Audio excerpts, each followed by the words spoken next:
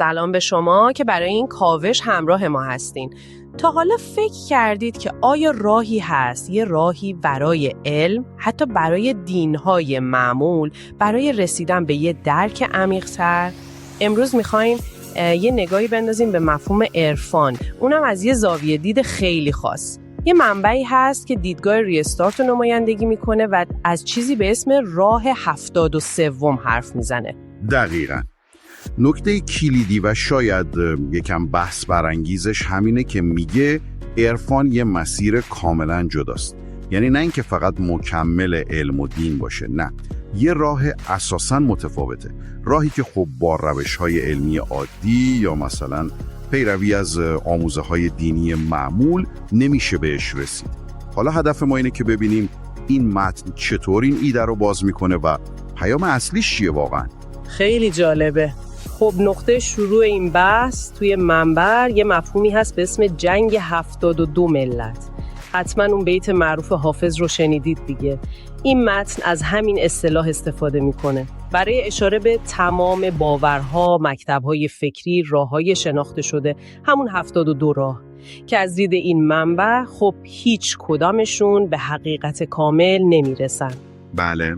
و در مقابلش میاد راه 73 رو معرفی میکنه. انگار که اون راه اصلیه شاید گم شده، شاید پنهان شده، راه به سمت حقیقت و عرفان. و خیلی تأکید میکنه که این راه 73 اینجوری نیست که با خوندن کلی کتاب یا جمع کردن اطلاعات بیشتر به دست بیاد.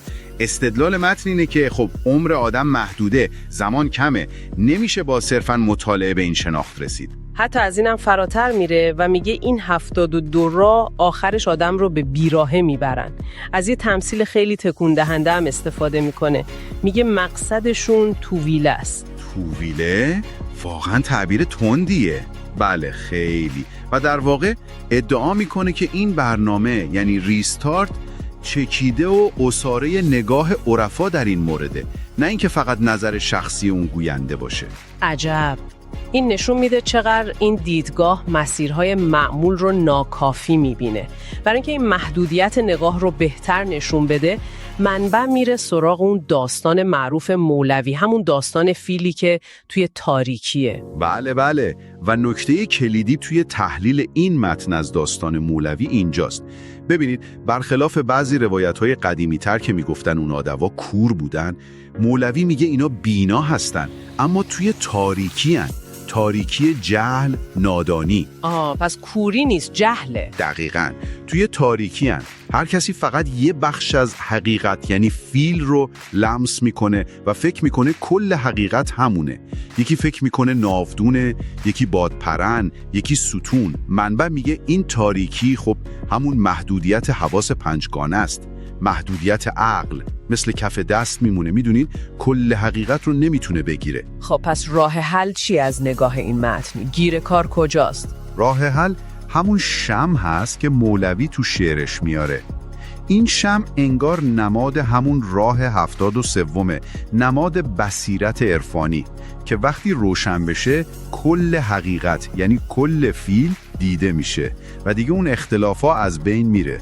بدون اون شمع ما انگار تو تاریکی همین برداشتای نصف نیمه گیر میکنیم. حالا این ایده که علم و دینهای رایج هم بخشی از اون 72 راه ناکافیان، اینم توی ادامه بحث میاد، درسته؟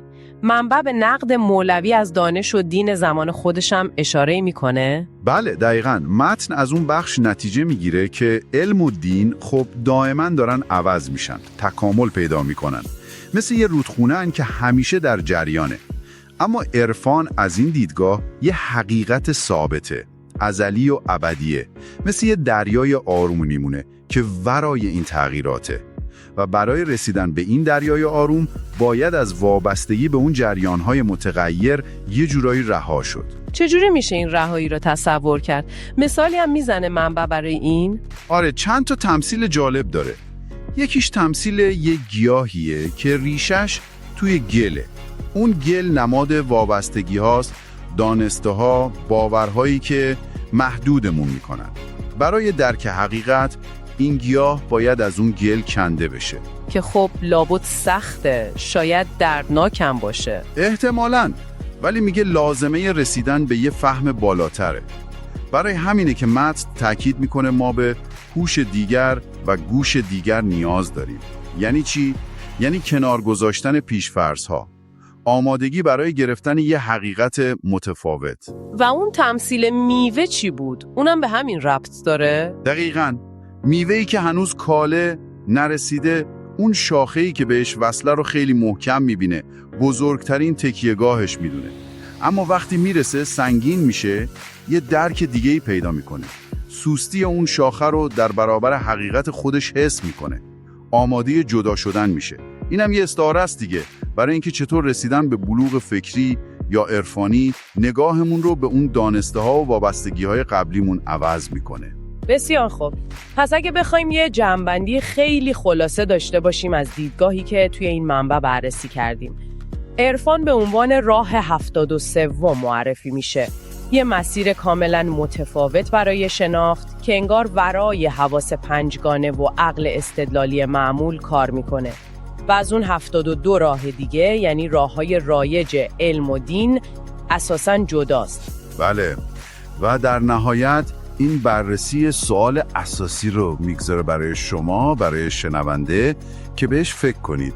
اگه این ایده رو بپذیریم که شناخت حقیقی اونجوری که این منبع توصیفش میکنه نیاز به یه جور رها شدن از دانسته ها و پیش‌فرض‌های قبلی داره، مثل اون گیاهی که از گل کنده میشه یا اون میوه‌ای که میرسه و آماده جداییه. خب شما چطور میتونید توی ذهن خودتون، توی زندگی خودتون فضایی باز کنید برای دریافت همچین بصیرتی؟ فضایی که فارغ از چیزهایی باشه که تا الان میدونستید و قبول داشتید. این یه پرسشه برای تأمل بیشتر شما.